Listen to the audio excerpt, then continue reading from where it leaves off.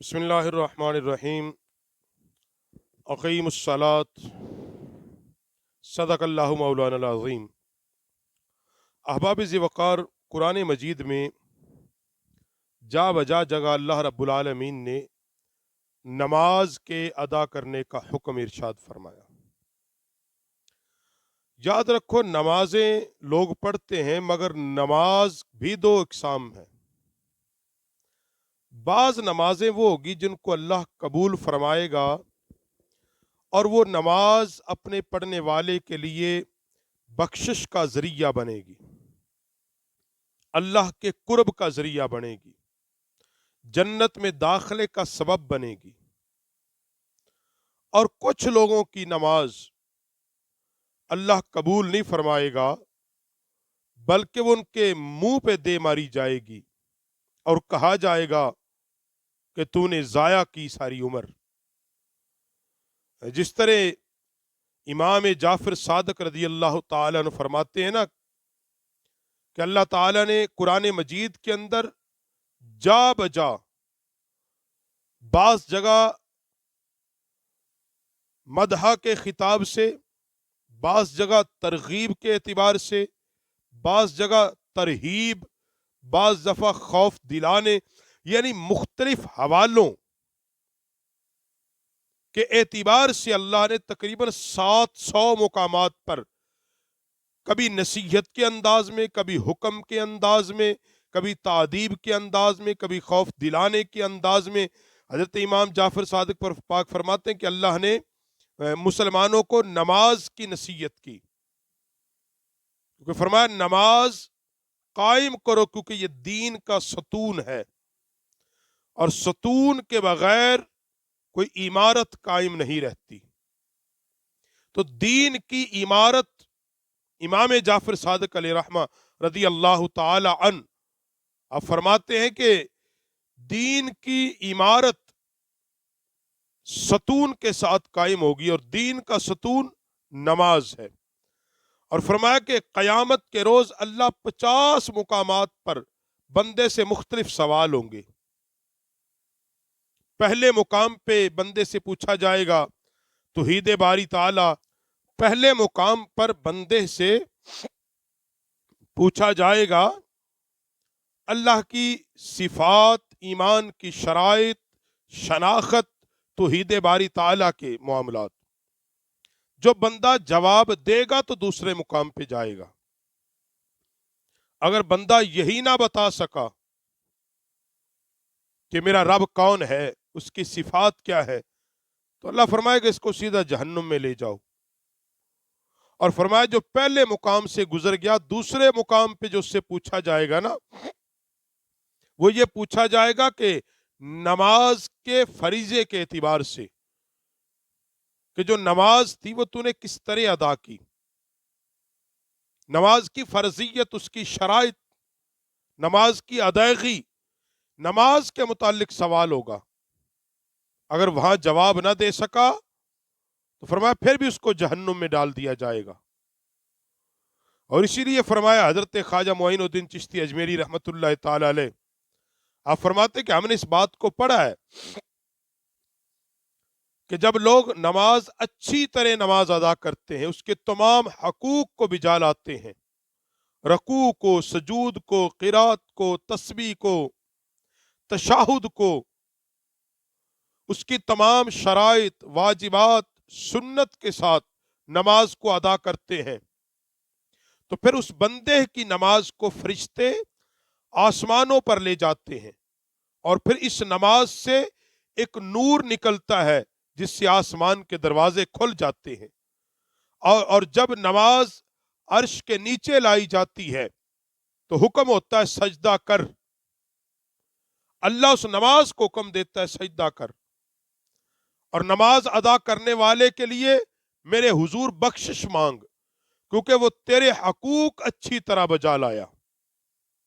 यानी ये वो नमाज जो मकबूल नमाज है, जो अल्लाह के हुजूर मकबूल नमाज है, वो जब बारगाह खुदाबंदी में पेश होगी, अल्लाह खुद इरशाद फरमाएगा कि तू सजदा कर और अपने पढ़ने वाले के लिए मुझसे बख्शिश मांग।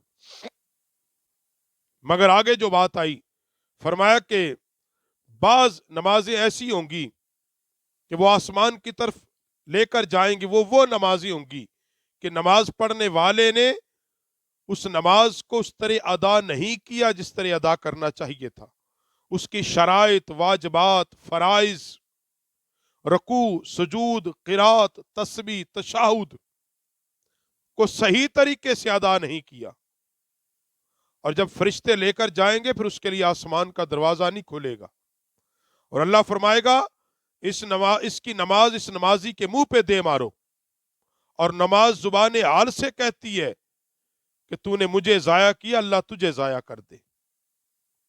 اس لیے اب جب نماز ادا کرنے آ ہی گئے ہو پھر خشیت والی نماز پڑھو، اللہ کے خوف والی، اللہ سے محبت والی، اور اس نماز کو اس کے فرائض، سنن، واجبات کے ساتھ ادا کرو۔ اسی لیے فرماتے ہیں کہ پیغمبر خدا صلی اللہ علیہ وسلم نے ایک شخص کو نماز ادا کرتے ہوئے دیکھا، آقا علیہ السلام نے، وہ نماز کا نہ رکوع ٹھیک کر رہا تھا، نہ سجدہ ٹھیک کر رہا تھا، اور نہ ہی وہ نماز کی قرات ٹھیک کر رہا تھا۔ تو جب وہ نماز پڑھ چکا نا، تو نبی علیہ الصلوۃ والسلام نے پوچھا تو کتنے عرصے سے نماز پڑھ رہا ہے؟ اس نے کہا حضور میں تو 40 سال سے نماز پڑھ رہا ہوں۔ آقا علیہ السلام نے فرمایا ایسے ہی پڑھ رہے ہو؟ کہا جی حضور جیسے میں نے آپ کے سامنے پڑھی ہے ایسے ہی میں نماز ادا کر رہا ہوں۔ تو آقا علیہ السلام نے فرمایا تم مر جائے گا تو میری سنت پر نہیں مرے گا، جو تو نے نماز پڑھی ہے یہ نماز میری سنت کے طریقے پر نہیں، میرے طریقے پر یہ نماز نہیں ہے، تو نے میرے طریقے سے ہٹ کے پڑھی ہے، یہ نماز تو قبول ہی نہیں ہے۔ تو اس قدر فرمایا، خواجہ عثمان ہرونی رحمت اللہ تعالی علیہ ایک بات فرماتے تھے کہ قیامت کے دن سب سے پہلے نماز کا حساب انبیاء و اولیاء ہر مسلمان سے پوچھا جائے گا، اور پوچھا جائے گا تو نے کوئی نماز ادا نہیں کی، اور پوچھا جائے گا، اور فرمایا جو نماز کے حساب سے بچ جائے گا، اس میں کامیاب ہو جائے گا تو وہی کامیاب ہوگا، اگر وہ اس سوال پر پھنس گیا اس کو مبتلا دوزخ کر دیا جائے گا، مبتلا دوزخ کر دیا جائے گا۔ اور فرماتے ہیں کہ حضرت خواجہ صاحب علیہ رحمہ ایک بات جو فرماتے ہیں کہ میں چلتا ہوا ایک غزنی کے ایک شہر کے اندر شیخ احد بن محمد واحد ایک غار کے اندر رہتے تھے، میں وہاں چلا گیا اور ان کے جسم پر چمڑا ہی چمڑا تھا، یہ ہڈیاں اس کے بیچ تھی، اور اس کے دائیں بائیں شیر بیٹھے ہوئے تھے۔ فرماتے میں بڑا جھجکا، بڑا ڈرا، جب اس کی نظر مجھ پہ پڑی نا، فرمایا آ جاؤ، اس دل میں خوف پیدا اللہ کا کر لو، ہر چیز تجھ سے ڈرے گی۔ تو ان سے کیوں ڈرتا ہے؟ ان کی کیا اوقات ہے شیروں کی کہ یہ انسانوں پر حملہ کرے؟ فرمایا پہلے تم اللہ سے ڈرو، اللہ کی محبت سینے میں رکھو، اپنے باطن کو سنوار لو۔ پوچھا کہاں سے آئے ہو؟ کہا میں بغداد سے آیا ہوں۔ فرمایا کیسے آنا ہوا؟ کیسے آنا ہوا؟ وجہ بیان ہوئی۔ بزرگوں نے فرمایا مجھے 1 سال گزر گیا ہے، مجھے 1 سال اس غار کے اندر گزر گیا ہے، دنیا سے لا تعلق ہوں، تنہائی اختیار کی ہے، لیکن 30 سال ایک چیز پر روتا ہوں، 30 سال ہو گئے ایک چیز پر روتا ہوں۔ وہ کیا چیز ہے جو بیان کی کہ وہ بزرگ اللہ کے اس قدر ولی کہ شیر ان کے قریب بیٹھے حملہ نہیں کرتے، ولایت کا یہ درجہ۔ وہ فرمانے لگے 30 سال سے ایک بات پہ روتا ہوں، اس ڈر سے دن اور رات گزارتا ہوں کہ قیامت کے دن پوچھ لیا کہ جب تو نماز ادا کرتا تھا کیا اس کو تمام شرائط کے ساتھ ادا کرتا تھا؟ کیا تو نے نماز کی کوئی شرط ضائع تو نہیں کی؟ اگر اس پورا نہ اتر سکا تو میری تو یہ ساری عبادت و اطاعت میرے منہ پہ دے ماری جائے گی۔ اور پھر اس نے حدیث رسول پاک علیہ السلام کو بیان کیا کہ آقا علیہ السلام نے فرمایا اللہ کے نزدیک کوئی گناہ دنیا میں اور کوئی دشمن قیامت میں اس سے بڑھ کر نہیں کہ نماز کو باشرائط ادا نہ کیا جائے. کہ آخرت کے دن اس سے بڑی کیا تو اپنا دشمن پیدا کر رہا ہے کہ نماز کو تو شرائط کے ساتھ ادا نہیں کرتا. اور دنیا میں اس سے بڑا گناہ ہی کوئی نہیں کہ تو نماز پڑھتا بھی ہے پھر اس کو اس کی سنت اور شرائط اور حضور کے طریقے کے مطابق اس کو ادا نہیں کرتا. تو ایسی نماز اللہ قبول نہیں کرے گا. اللہ اس نماز کو قبول کرے گا، یاد رکھو، جو نماز اللہ کے حکم، آقا کریم صلی اللہ علیہ وسلم کی سنت کے مطابق نماز کو اس کی شرائط، اس کے فرائض، اس کے واجبات کے مطابق اللہ کی رضا کے لیے جو پڑھی جائے گی، وہ نماز انسان کے لیے اللہ کی بارگاہ میں قبول بھی ہوگی، جنت کا ذریعہ بھی ہوگی، قرب خداوندی کا سبب بھی ہوگی، اور دل کے لیے نور بھی ہوگا، آنکھوں کے لیے چین بھی ہوگا. اس لیے نماز اس طرح پڑھو جس طرح اللہ نے پڑھنے کا حکم ارشاد فرمایا ہے.